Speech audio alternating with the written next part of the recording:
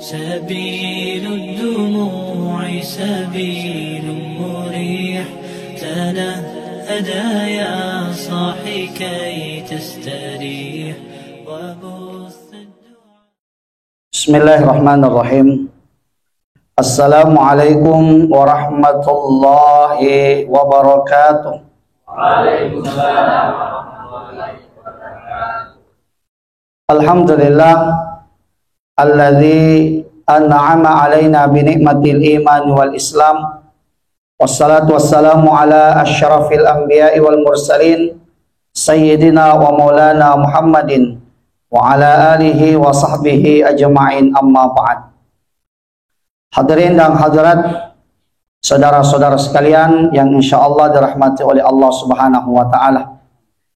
Kembali kita bersyukur kepada Allah Subhanahu wa taala atas anugerah nikmat sehingga pada kesempatan yang mulia ini sama-sama kita bisa mengayunkan tangan, melangkahkan kaki, datang bersama dalam rangka yaitu untuk menghadiri salah satu kegiatan rutin, yaitu melaksanakan pengajian setiap bulannya. Insyaallah mudah-mudahan dengan apa yang kita laksanakan pada kesempatan ini membawa keberkahan bagi kita semua. Amin ya rabbal amin ya rabbal alamin. Kemudian tak lupa pula kita berselawat kepada junjungan kita baginda Rasulullah sallallahu alaihi wasallam. Allahumma shalli wa sallim alaihi, baginda Rasul yang diutus oleh Allah, yang tak henti-hentinya ketika Rasulullah sallallahu alaihi wasallam memperjuangkan kalimat tauhid la ilaha illallah Muhammadur Rasulullah. Kurang lebih 23 tahun Rasulullah memperjuangkan kalimat ini di Makkah dengan di Madinah. Di samping itu baginda Rasulullah sallallahu alaihi wasallam selain mengajarkan tauhid kepada umatnya, baginda Rasulullah sallallahu alaihi wasallam juga mengajarkan akidah, mengajarkan juga yang namanya fikih kepada umatnya. Oleh karena itu pada kesempatan yang mulia ini izinkanlah saya yaitu menyampaikan salah satu materi yang berjudul pentingnya memahami ilmu fikih dalam kehidupan sehari-hari. Jadi fikih ketika kita membahas yang kita kenal yaitu adalah perkara ibadah salat, betul. Namun ada yang lebih penting yang kita pelajari ataukah yang kita ketahui sebelum kita mempelajari salat, yaitu adalah mempelajari namanya taharah. Taharah ini di dalam Al-Quran Allah Subhanahu wa taala berfirman, innallaha yuhibbut tawwabin wa yuhibbul mutatahhirin. Sesungguhnya Allah Subhanahu wa taala mencintai orang-orang at-tawwabin, yaitu adalah bertaubat. Kemudian yang kedua, wa yuhibbul mutatahhirin. Allah Subhanahu wa taala juga mencintai orang-orang yang mensucikan dirinya. Mensucikan dirinya di sini dalam artian yaitu adalah mengetahui tentang taharah. Taharah artinya yaitu bersuci. Bersuci setelah kita buang air kecil, bersuci setelah kita buang air besar. Dan ini adalah merupakan pondasinya ibadah. Jadi kalau ada orang yang tidak bagus dia punya ibadah taharah, ataukah tidak bagus dia punya istinja, baik itu bersuci setelah buang air besar maupun bersuci setelah buang air kecil, maka dia punya ibadah setelahnya itu bisa-bisa tidak diterima oleh Allah Subhanahu wa taala, ataukah tertolak, ataukah tidak sah. Kenapa? Sebab istinja ini adalah merupakan pondasinya ibadah. Jadi istinja adalah pondasinya ibadah. Kalau ada orang tidak sah istinjanya, tidak sah ibadah salatnya. Ada orang tidak sah istinjanya kemudian melaksanakan ibadah haji umrah, tidak sah haji dan umrahnya. Kenapa? Sebab ini pondasi, yaitu pentingnya mengetahui bersuci setelah buang air besar dan bersuci setelah buang air kecil. Di suatu ketika baginda Rasulullah sallallahu alaihi wasallam pernah berjalan bersama salah seorang sahabat. Pada waktu itu Rasulullah sallallahu alaihi wasallam tiba-tiba menangis terseduh-seduh. Sahabat yang menemani Rasulullah bertanya, "Ya Rasul, kenapa menangis ya Rasulullah?" Maka Rasulullah sallallahu alaihi wasallam menjawab, "Saya menangis karena jalanan yang kita lewati ini di sekitarnya," kata Rasulullah, "ada dua kuburan yang sementara disiksa," kata Nabi. Kemudian sahabat bertanya, "Dosa apa yang dilakukan ya Rasul sehingga dia disiksa?" Maka baginda Rasulullah sallallahu alaihi wasallam menjawab, "Kuburan yang satu disiksa yaitu adalah karena semasa hidupnya suka menceritakan kejelekan saudaranya." Ini menceritakan kejelekan saudaranya tidak baik sekali, ya kan? Karena menceritakan kejelekan saudara itu Di kuburan saja sudah mendapatkan siksaan, apalagi nanti ketika kita masuk ke dalam neraka. Karena siksa kubur itu kita rasakan dulu, setelah siksa kubur baru merasakan siksanya api neraka. Jadi siksa kubur itu lain, siksa neraka juga itu lain. Itulah jeleknya menceritakan kejelekan saudara. Biar bukan urusannya dicerita juga. Biasa ada perempuan seperti itu ya. Biasa sembarang dicerita, biar bukan urusannya dicerita juga.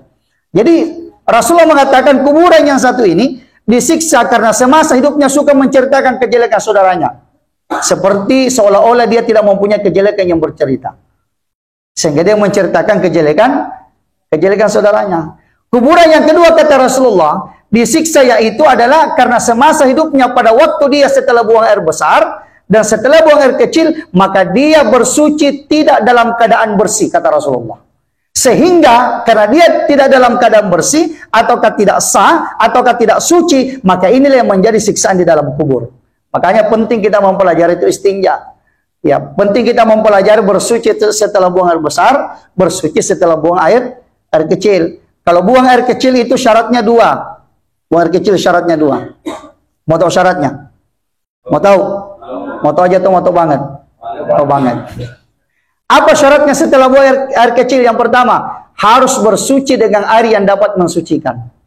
Seperti apa bersuci dan yang dapat mensucikan? Air yang tidak ada najisnya. Ya, air yang tidak ada najisnya. Seperti air hujan, itu harus suci dan dapat mensucikan. Air laut, air sungai, air sumur, air pam, itu semua air suci dan dapat mensucikan. Selama air itu tidak bercampur dengan najis, maka kita bisa pakai untuk bersuci. Kecuali misalnya kalau ada satu ember air di dalam kamar mandi, kemudian di dalam ember itu terdapat teh cicak, sedangkan air itu tidak cukup daripada 2 kula atau 216 liter, maka tidak bisa dipakai bersuci, tidak sah. Nah, tidak sah. Kenapa? Ada teh cicak di dalamnya. Teh cicak kan najis, ya kan? Karena semua kan tai itu kan najis. Betul? Semua tai itu adalah najis. Hanya ada 2 tai bukan najis. Yang pertama teh minyak, yang kedua teh lalat.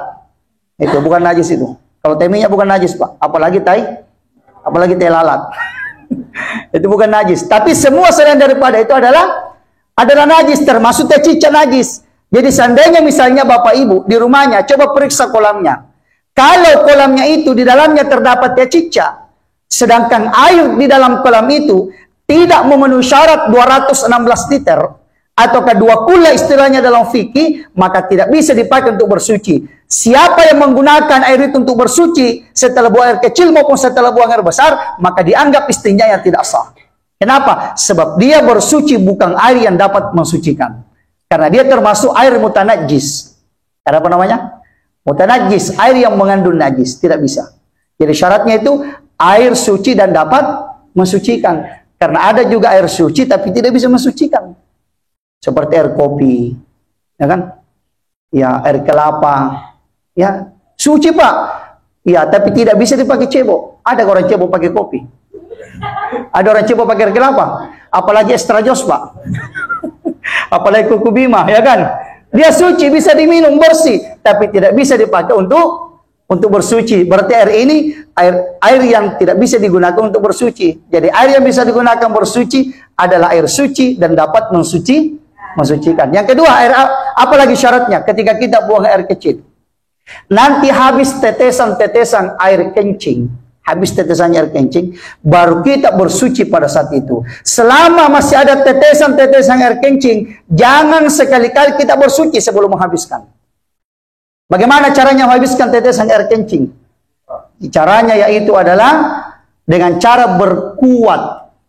Berkuat, Pak. Mohon maaf. Kalau laki-laki caranya berkuat, kemudian sambil urut.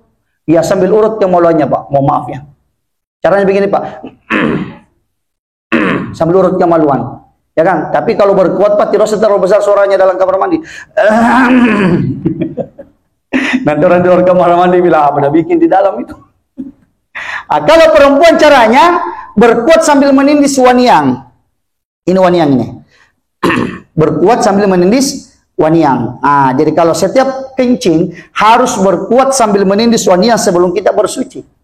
Ya kan? Istilahnya sebelum cebok. Betul. Nanti betul-betul habis tetesan air kencing, baru kita beristinja.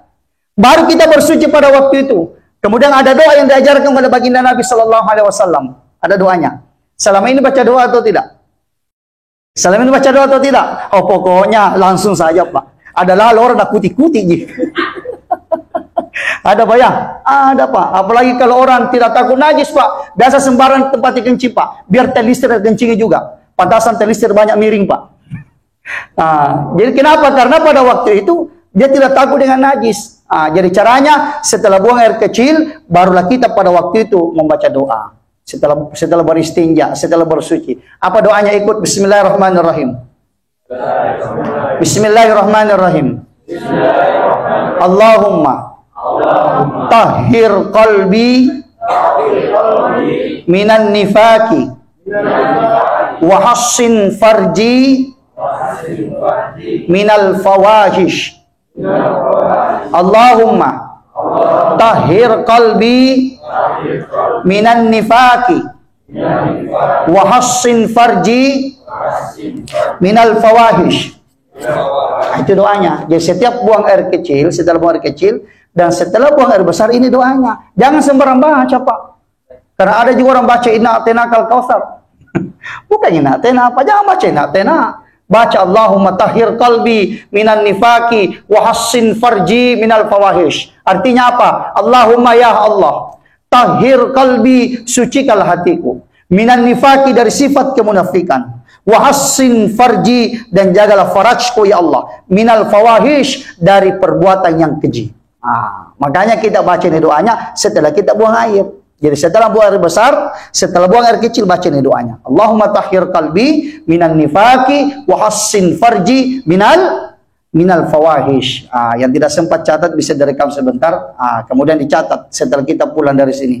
Kemudian dihafal, kemudian diamalkan. Allahumma tahhir qalbi minan nifaki wa hassin farji minal fawahish. Itu kalau buang air kecil. Kalau kita buang air besar, ada beberapa syaratnya. Apa syaratnya buang air besar? Yang pertama, harus bersuci dengan air yang dapat mensucikan. Seperti tadi Pak ya. Karena air itu kan banyak macam-macamnya. Yang pertama, air suci dan dapat mensucikan. Yang kedua air suci tapi tidak bisa mensucikan. Seperti tadi air kopi, suci tapi tidak bisa mensucikan. Yang ketiga ada namanya air mutanajjis. Air yang mengandung najis di dalamnya. Yang keempat yaitu adalah air musta'mal. Air musta'mal itu adalah sisa-sisa air yang kita sudah pakai, kemudian turun kembali di kolam itu atau di ember itu. Itu namanya musta'mal. Seperti kalau ada orang wudu, kemudian cara wudunya yaitu adalah dengan cara mengambil gayung, kemudian air ditumpahkan ke tangannya sambil cuci atau dia basuh wajahnya, percikan-percikan dari wajahnya kembali di ember itu. Itu namanya musta'mal. Ya, itu namanya musta'mal. Tidak boleh kita pakai lagi bersuci. Kenapa? Musta'mal namanya. Yang kelima ada namanya air musyammas. Air musyammas itu makruh hukumnya kita pakai bersuci. Yaitu adalah air yang dalam keadaan panas. Itu musyammas namanya. Yang membuat dia panas apa? Yang membuat dia panas adalah terik panas matahari. Kalau alatnya bikin panas tidak Pak.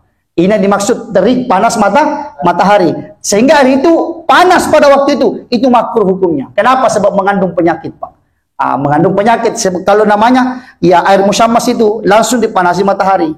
Musyammas namanya. Ya, jadi musyammas itu musyammas itu artinya matahari. Ya, syams, ya kan? Syams, matahari artinya. Sehingga air itu namanya musyammas. Ya, namanya musyammas namanya. Jadi air suci, air itu banyak macamnya. Tapi air yang bisa digunakan untuk bersuci adalah air suci dan dapat mensucikan. Kemudian yang kedua syaratnya buang air besar apa? Hilang bendanya Pak. Bu, hilang kotoran maksudnya. Ya. Yang ketiga apa? Hilang licinnya. Licin Pak ya? Licin Pak. Licin. Kalau setelah buang air besar licin Pak? Licin. Saya juga licin sama aja gitu. Yang keempat apa? Hilang baunya. Hilang baunya. Yang kelima al-yaqinu fil qalbi. Yakin di dalam hati. Jadi itu kalau setelah buang air besar, jangan berhenti bersuci.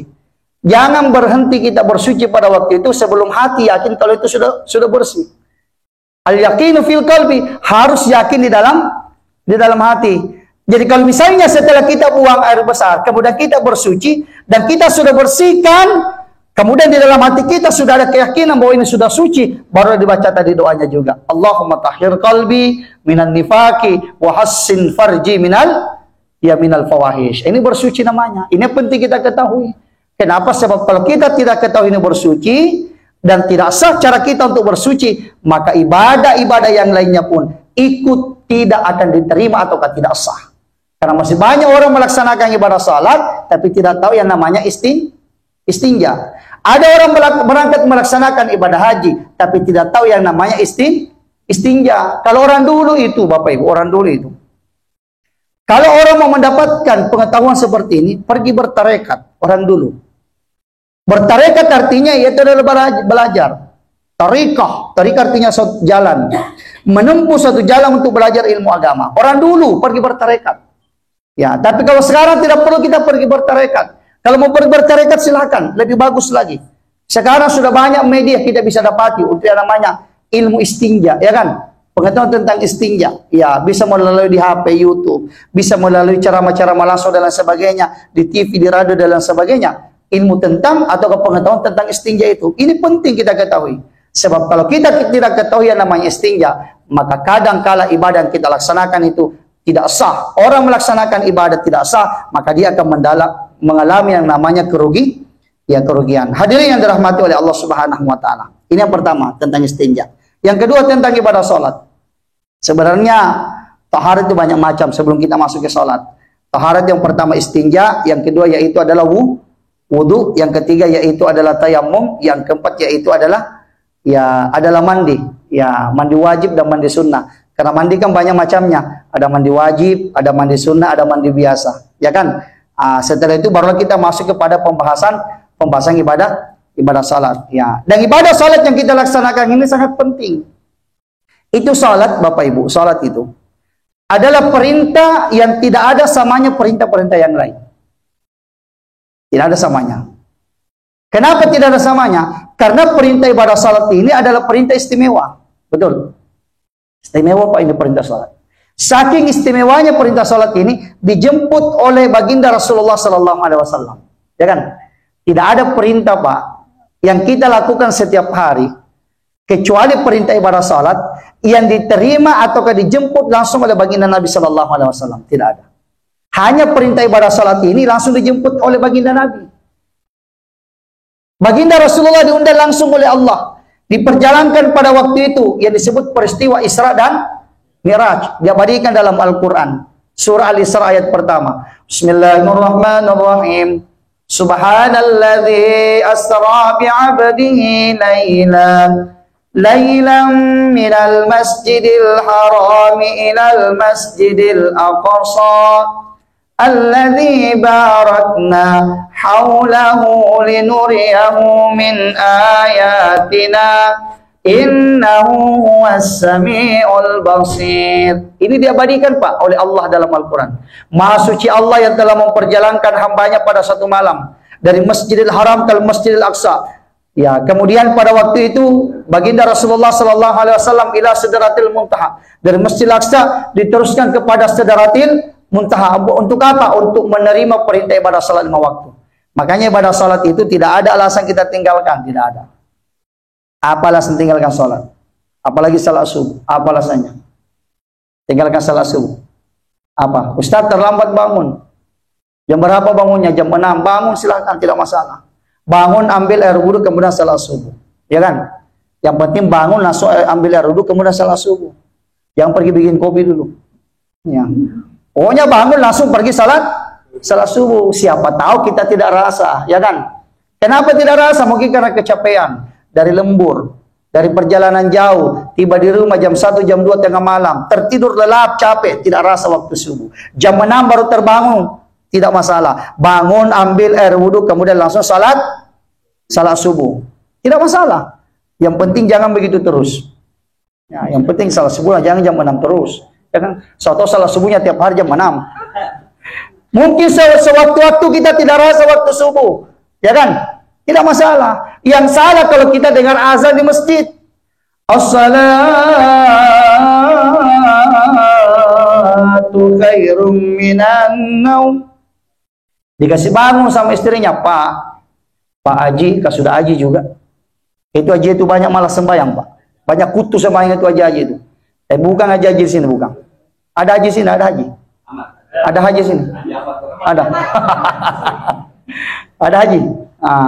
Mau ke Makkah, Pak? Oke, ke Makkah. Mau pergi haji? Mau. Mau pergi umrah? Mau. Daftar dulu, Pak. Sama siapa? Sama saya saja. Ini bukan promosi, Pak ya, hanya iklan saja.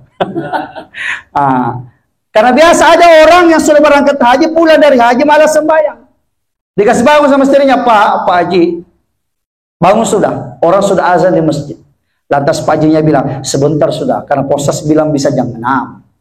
Itu yang salah. Dengar azan di masjid, bangun, ambil air wudhu, kemudian pergi ke masjid salat berjamaah. Betul? Karena buat apa masjid kita cantik, megah, dan indah, serta besar, kalau subuh isinya hanya 3 saf. 3 orang juga. 3 saf tapi 3 orang. 1 saf Pak Imam, 1 saf tukang azan, 1 saf istrinya Pak Imam. 3 saf Pak, tapi 3 orang. Nah, ada biasa masjid begitu Pak. 3 saf tapi 3. Ya, tapi 3 orang. Nauzubillahi min zalik. Tapi rata-rata kalau masjid di Jayapura itu banyak-banyak jamaahnya kalau subuh Pak. Banyak. Apalagi di Masjid Raya itu banyak jamaahnya kalau subuh. Itu biasa sampai 3-4 saf jamaahnya kalau subuh. Ya, luar biasa. Kalau misalnya ada kita punya anak, bawa anaknya ke masjid berjamaah. Kalau anaknya sudah layak dibawa ke masjid, ya kan? Ada bilang, Ustaz, saya tidak bawa anakku ke masjid. Kenapa? Ribut, lari, tidak masalah. Namanya saja anak-anak, ya kan? Yang salah kalau bapaknya yang berkumis, lalu kejar-kejar di masjid. Itu yang salah. Kalau bapaknya yang berkumis, lalu kejar-kejar, itu yang harus ditoki kepalanya, Pak. Ya, itu yang ditoki kepalanya, Pak. Kalau anak-anak jangan ditoki kepalanya. Karena kalau ada anak-anak ditoki kepalanya gara-gara lari-lari, besok tidak datang lagi ke masjid. Apa dia bilangnya tuh anak pulang ke rumahnya? Bahaya orang di masjid, nah toki kepala tak. Akhirnya apa? Tidak datang lagi ke masjid. Tidak ada lagi sinyal masjid anak-anak, ya kan? Jadi kalau misalnya ada anaknya dibawa ke masjid tidak masalah. Namanya saja anak-anak, ya kan? Jadi kalau dengar azan di waktu subuh silakan terbangun pergi ke masjid berjamaah. Kenapa? Sesungguhnya salat yang terbaik itu adalah salat yang kita laksanakan di masjid. Makanya yang azan subuh ini, laki-laki azan subuh, bapak-bapak azan subuh ini, biasa azan subuh, biasa apa ya? Kalau azan subuh, ketika membaca as-salatu khairum minan naum, as-salahnya itu dipanjangkan. As-salahnya dipanjangkan. Ya, an-naumnya dipendekkan. As-salatu khairum minan naum. As-salahnya panjang, an-naumnya dipendekkan seperti azannya Makkah dengan Madinah. Maka Madinah kan begitu azannya. Itu Makkah dengan Madinah kalau azan subuh kan 2 kali azan. Azan pertama itu 1 jam sebelum masuk waktu, tapi belum pakai as-salatu khairum minan naum. Azan kedua ketika pada saat masuk waktu baru pakai as-salatu khairum minan naum. Dan ketika membaca as-salatu khairum minan naum, panjang as-salahnya, pendek an-naumnya. Tidak boleh panjang an-naum. Kenapa? Sebab an-naum artinya tidur, Pak. Panjang an-naum, panjang tidurnya orang. Karena ada orang azan di lagu-lagu an-naum, Pak. As-salatu khairum minan naum. Panjang naum. Tidur. Langsung orang tidur, Pak. Ya. Jadi an-naumnya dipendekkan, as-salahnya dipanjangkan. Ini bapak-bapak ini kalau azan subuh, ini azan subuh, panjangkan as-salahnya, pendekkan. Ya, pendekkan an-naumnya. Ya, tidak ada alasan meninggalkan salat subuh. Pernah mendengar anjing menggong di waktu subuh? Pernah. Jadi semua bunyi-bunyi binatang itu punya makna. Bunyi-bunyi binatang punya makna. Termasuk katanya tokek. Kalau bunyi anak gadis bilang cepat, tokek kawinnya. Tokek tidak. Tokek kawinnya. Tokek tidak. Kehabisan tidak, Pak. Jadi semua bunyi-bunyi binatang itu punya makna. Termasuk ketika anjing menggonggong di waktu subuh itu ada maknanya. Ulama memahami makna anjing menggonggong di waktu subuh itu pada hakikatnya membangunkan kita untuk beribadah kepada Allah. Gonggongan pertama mengatakan, hai kaum muslimin dan muslimat, bangunlah sekalian beribadah kepada Allah. Sembah Allah yang telah menciptakan kita. Itu anjing, Pak, bilang begitu. Belum juga kita bangun, maka gonggongannya semakin panjang. Dia bilang apa? Hai kaum muslimin dan muslimat, bangunlah sekalian beribadah kepada Allah. Manusia apa ini? Taunya saja makan nikmatnya Allah, tapi tidak tahu mensyukuri. Belum juga kita bangun, semakin panjang punggungannya. Hai kaum muslimin dan muslimat, bangunlah beribadah kepada Allah. Saya ini binatang yang paling hina diciptakan oleh Allah, tapi saya lebih baik menjadi seperti ini daripada manusia seperti kamu yang tidak mau melaksanakan salat subuh. Itu anjing Pak bilang begitu. Tapi kalau orang tidak tahu artinya Pak, mungkin dia bilang, lihat itu setan. Bukan, lihat setan Pak. Kira-kira siapa yang setan Pak? Siapa yang setan? Siapa yang setan? Kenapa Ahmad terus Pak? Kira-kira siapa yang setan Pak? Siapa yang setan? Hah? Kita yang bilang gitu. Ya, yang setan itu orang yang tidak mau melaksanakan salat subuh. Jadi tidak ada alasan meninggalkan salat subuh. Oleh karena itu, dengan perintah yang mulia ini yang Allah Subhanahu wa taala perintahkan kepada kita, maka mari kita menjaga dengan baik, sebab perintah yang kita laksanakan dari Allah Subhanahu wa taala insyaallah bisa mengantarkan kita kepada surganya Allah. Baik, demikian insyaallah mudah-mudahan ada manfaatnya bagi kita semua. Saya kembalikan kepada MC. Baik, terima kasih Pak Ustaz atas nanti saya buka sesi pertanyaan dari 3 pertanyaan ya, di kanan, kiri, sama di depan. Mungkin ada yang mau tanya? Assalamualaikum warahmatullahi wabarakatuh. Waalaikumsalam warahmatullahi wabarakatuh. Saya mau bertanya perihal wudhu Pak Ustadz. Kalau misalnya air di embernya itu ada tai cicaknya, Iya. tidak sampai 2 kolah, tapi kerannya mengalir, apakah itu bisa dipakai wudhu atau tidak? Yang kedua, kalau itu ada kolam air tapi sudah terpapar matahari dan suhunya menjadi panas, apakah lebih baik tetap wudhu pakai air itu ataukah lebih baik tayamum? Karena setahu saya lebih cenderung tetap pakai air. Terima kasih. Mungkin dari sisi kiri 3 pertanyaan baru Ustaz jawab ya. Silakan. Silakan Pak.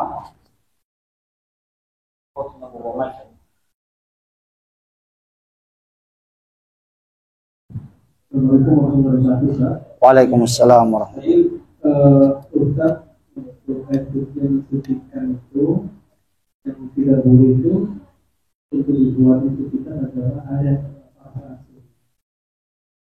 salah satunya. Dulu waktu saya di desa itu bisa desa kita ada saluran air Iya. yang memang dia tidak tertutup Ustaz, Iya. ya kan? Dia tertutup langsung kena panas matahari. Waktu dulu tapi terlalu panas. Itu dibuat sama jamaah itu, ya langsung dipakai bulan wudhu, gitu langsung di sana. Jadi bukan seperti yang saat ini di kampung di mana itu? Tandong. Yang tandong ya, tandong. Iya. Walaupun tandong kena panas tapi tidak secara. Iya. Tapi bisa memasukkan panas langsung. Iya. Jadi saya teringat waktu di desa seperti itu rata-rata untuk usulan Iya. dan kemudian itu ditampung dulu di bak, di mana bak itu kena air panas. Jadi satu. Baik, pertanyaan pertama tadi, ukuran airnya hanya sekitar 5 liter. 1 ember, tapi ada kerannya. Ya, ada kerannya. Ada teh cicak. Ada cicak di dalam. Ya, tapi ember itu yang punya kerang. Itu tetap tidak bisa. Ya, kenapa? Sebab tidak memenuhi syarat 2 kula. Walaupun dia ngalir, karena penampungannya itu terdapat teh cicak di dalam, terdapat najis di dalam. Ya kan? Ya, terdapat najis. Kecuali kalau misalnya penampungan itu isi kolam ataukah isi airnya itu kurang lebih 216 liter, biar ada teh cicak boleh. Yang penting bukan teh sapi. Ya silakan. Mending airnya dibuang dulu baru ditampung. Ini kan kalau tahu orang nggak seperti itu. Nah, kalau nggak tahu, Kalau tidak tahu dimaafkan. Ya, kalau tidak tahu dimaafkan. Yang salah ketika kita tahu, apalagi kan hanya ember saja. Ember mungkin ukurannya seperti air galon, apa ya ukurannya seperti ukuran lebih lah. Ya kan kita lihat di dalamnya kotoran najis, maka itu tidak bisa meskipun ada kerannya di situ. Kalau Ya. misalnya ini Pak Ustadz perihal berapa liter tadi Pak Ustadz? 216 liter. Kalau kita belum bisa memperkirakan itu bak 216 liter. Gampang caranya. 60 cm tinggi, 60 cm lebar, 60 cm panjang. Itu 216 liter. Itu dalam ukuran kitab Al-Fiqhul Wadih. Ada kitabnya, namanya kitab Al-Fiqhul Wadih, tingginya kolam 60 cm, lebarnya kolam 60 cm, kemudian panjangnya kolam 60 cm. Jadi kalau misalnya semuanya sudah 60 cm, kemudian dipenuhi dengan air, itu 216 liter Dracula. Apalagi kalau kolamnya setinggi 1 meter lebih, ya kan? Atau 1 meter kolamnya, kemudian agak memanjang, kemudian penuh dengan air, maka itu sudah cukup daripada 216 liter. Makanya kita biasa di pondok-pondok pesantren itu, ya pondok pesantren itu biasanya ada pondok pesantren yang menggunakan air wudhu itu, tempat wudhu itu bukan keran. Ya, tapi kolam yang besar. Ya, membuat kolam yang besar, kemudian di situ semua santri berwudu dengan mencelupkan tangannya ke bawah. Itu boleh. Kenapa? Sebab memenuhi syarat 216 liter. Selama air itu tidak berubah bau, rasa, dan warnanya. Dan yang membuat dia berubah adalah najis. Kalau misalnya dia berubah baunya atau rasanya, karena yang membuat berubah adalah najis, maka tidak boleh. Meskipun 216 liter. Ya, tidak boleh. Kalau yang membuat berubah adalah najis. Tapi kalau misalnya yang membuat berubah bukan najis, tidak masalah. Karena semua rasanya air itu kan beda-beda. Air sungai beda rasanya dengan air laut. Air laut beda rasanya dengan air hujan. Air hujan beda rasanya dengan air sumur, ya kan? Ya, dia beda-beda rasa. Itu tidak masalah karena memang ciri khasnya air seperti itu. Ya, masing-masing air mempunyai ciri khas. Ya, tidak masalah. Yang menjadi suatu permasalahan ketika misalnya berubah karena najis. Nah, seperti itu yang pertama. Yang kedua, ada air, tapi air musyammas. Air yang dalam keadaan panas. Ya kan? Sedangkan kita mau sholat, mana kita pilih? Apakah kita menggunakan air musyammas itu atau tayamum? Solusinya tunggu dulu sejenak untuk mendinginkan air itu. Ya, kalau air yang dipanasi matahari kan tidak terlalu panas, tidak mendidih dia. Jadi dia itu kalau kita diamkan dulu beberapa menit, insya Allah bisa menjadi dingin. Ini menyambung tadi pertanyaan daripada Bapak terkait dengan air musyammas. Jadi air yang dimaksud itu air yang sudah dalam keadaan panas, Pak. Ya, tapi kalau air itu biar diterik panas matahari, ya, tapi selama dia dalam keadaan tidak panas, itu tidak masalah, Pak. Sama misalnya di rumah itu. Ya, di atas kan ada profil atau katandong, ya kan? Ya, kadang biasa di pipanya itu, Pak, di pipanya itu sisa air di pipa, kita buka keran itu kan panas itu, Pak. Itu panas itu dari pipa itu, Pak. Panas dari pipa itu. Jadi dibuang dulu air panas dari pipa itu, menyusul dari air dari atas itu tidak panas. Itu kita gunakan untuk berwudu. Jadi sebaiknya kita berwudu dengan menggunakan air itu selama air itu tidak bernajis. Karena kan musyammas saja. Musyammas itu makruh saja hukumnya. Tapi selama air itu sudah dingin dari panasnya, maka itu tidak musyammas lagi. Nah, jangan berwudu, jangan bertayamum. Ya, karena tayamum itu syaratnya ketika tidak ada air, ya kan? Itu pun misalnya ketika kita sudah bertayamum, tiba-tiba setelah sudah tayamum dan belum sholat, turun hujan, batal tayamumnya. Ya, batal tayamumnya. Kenapa? Sebab sudah adanya air. Air apa? Air hujan. Nah, apalagi kalau sudah ada air yang tersimpan seperti itu, ya meskipun dia musyammas tidak masalah. Diamkan sejenak untuk menunggu dinginnya itu panas air. Nah, wallahu a'lam bishawab. Tidak masalah kalau alat, Pak. Itu bukan musyammas namanya. Ya. Panas matahari, Pak. Makanya namanya musyammas. Musyammas kan artinya syams, matahari. Jadi selama air itu yang panas kan bukan matahari, bukan musyammas namanya. Ya. Jam 12 itu ya, kan kena langsung ya. Iya. Kena langsung. Dan itu kan bukan satu sumur yang saya lihat. Biasanya kata-kata seperti itu. Iya. Itu ketika tidak panas saja itu yang. Iya, bukan musyammas, Pak. Kalau hangat-hangat Makruh. Kalau panas, Pak, makruh hukumnya. Bukan sampai haram atau tidak diperbolehkan. Boleh, Pak, hanya saja makruh. Yang membuat dia makruh itu karena mengandung penyakit kulit, ya kan? Tapi selama dia tidak mengandung penyakit kulit, maka silakan boleh. Bukan berarti dia bernajis, Pak, dia tidak bernajis. Ya, jadi air itu tidak bernajis. Air itu tetap suci, hanya saja posisinya dia musyammas. Ya, posisinya musyammas, Pak. Ya, dia tidak bernajis. Iya, betul. Sebaiknya seperti itu, Pak, ditutup seng. Kalau bisa informasikan di desa-desa Pak, ditutup seng. Iya Bang. Allah alam bisawab. Oke, satu lagi silakan. Mungkin ada dari sisi luar, ada. Kalau saya ada. Ya silakan. Ustaz, bicara masalah ini, sama dalam sholat, ketika laki-laki atau kemungkinan tadi kan tidak mabuk gitu, terus kalau hukumnya kan sudah 40 hari ya. Apa Pak? Kalau hukumnya kan selama pas minum alkohol, 40 Ya. hari sholat itu tidak sah gitu. Iya. Karena ini kalau saya mabuk, depan saya sholat. Ya, oke. Kenapa Bapak mabuk? Kenapa mabuk Pak? Kalau bisa jangan mabuk, ya kan? Karena itu namanya khamar. Itu khamar Pak, itu khamar, itu hukumnya bertahap. Khamar itu hukumnya bertahap. Mau tahu hukum bertahapnya khamar? Yang pertama dalam Al-Quran itu dikatakan, ya, jangan kau meminum khamar ketika mendekati waktu sholat, ya kan? Jangan kau meminum khamar ketika mendekati waktu sholat. Ya, jadi hukum khamar pertama itu boleh minum khamar ketika waktu sholat jauh.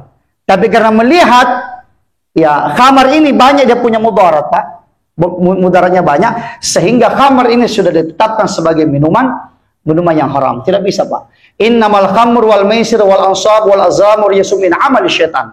Sesungguhnya khamar itu adalah merupakan salah satu amalan perbuatan syaitan. Wala tattabi'u khutuwati syaitan. Jangan engkau mengikuti langkah-langkah syaitan. Jangan kau mengikuti langkah-langkah syaitan. Jadi intinya seperti itu. Kalau bukan ini setannya Pak, bukan. Perbuatannya yang syaitan.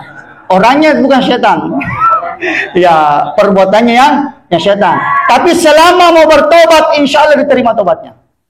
Kalau bisa Pak, mulai dari sekarang niatkan tidak mengkonsumsi khamar lagi, karena itu tidak ada manfaatnya. Pokoknya judi khamar itu merusak. Ya, dan sumber daripada maksiat itu adalah minum khamar. Orang bisa perkosa Pak gara-gara khamar, betul. Orang bisa membunuh Pak gara-gara khamar Pak. Jadi sumber kemaksiatan itu adalah khamar. Jadi kalau bisa jangan sama sekali kita mengkonsumsi khamar. Ya kenapa? Sebab kalau mengkonsumsi khamar itu bisa membuat diri kita rusak. Ya jangan. Meskipun kita punya salat itu tidak diterima oleh Allah, bukan hanya dari segitunya saja Pak. Banyak mudarat yang lain Pak. Ya kemarin ini kan baru-baru ada viral video yang orang naik motor di WNET itu, yang tabrak apa itu? Yang tabrak trotoar tuh. Siapa yang salah? Trotoarnya atau orang naik motor? Oh trotoarnya yang salah. Seperti itu Pak ya. Allah alam bisawab. Oke sudah. Oke, mungkin ada yang lain lagi? Oh, Ya silakan.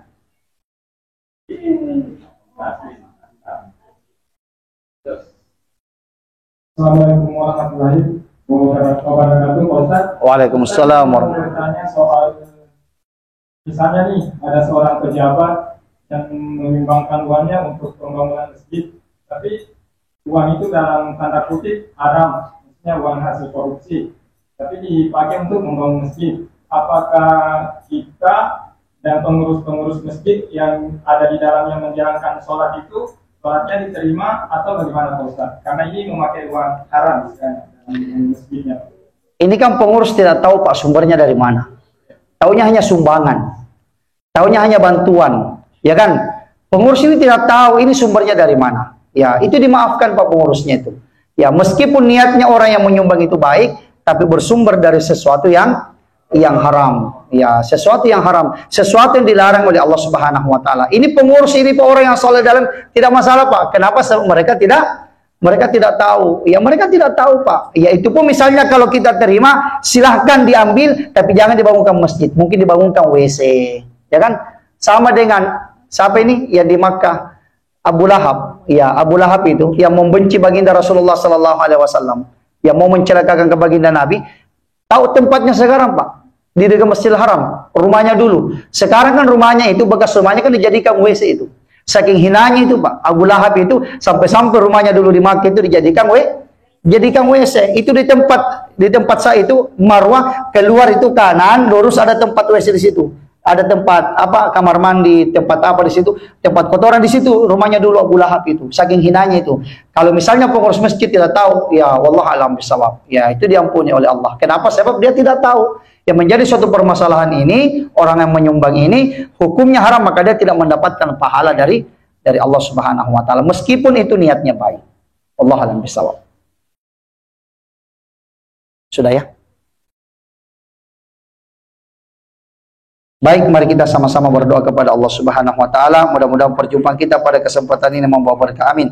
Bismillahirrahmanirrahim. Alhamdulillahirabbil alamin. Allahumma shalli ala sayidina Muhammad wa ala alihi wa sahbihi ajmain. Rabbana taqabbal minna innaka antas samiul alim wa tub alaina innaka antat tawwabur rahim. Waghfir lana warhamna innaka antal ghafurur rahim. Allahumma rzuqna al-fahma wal ilma wal hikmata wal aqla bi rahmatika ya arhamar rahimin. Rabbana atina fid dunya hasanah wa fil akhirati hasanah wa qina adzabannar. Wa sallallahu alaihi walhamdulillahi rabbil alamin. Demikian akhirul kalam, minallahil musta'an wal istiqlan. Wassalamualaikum warahmatullahi wabarakatuh.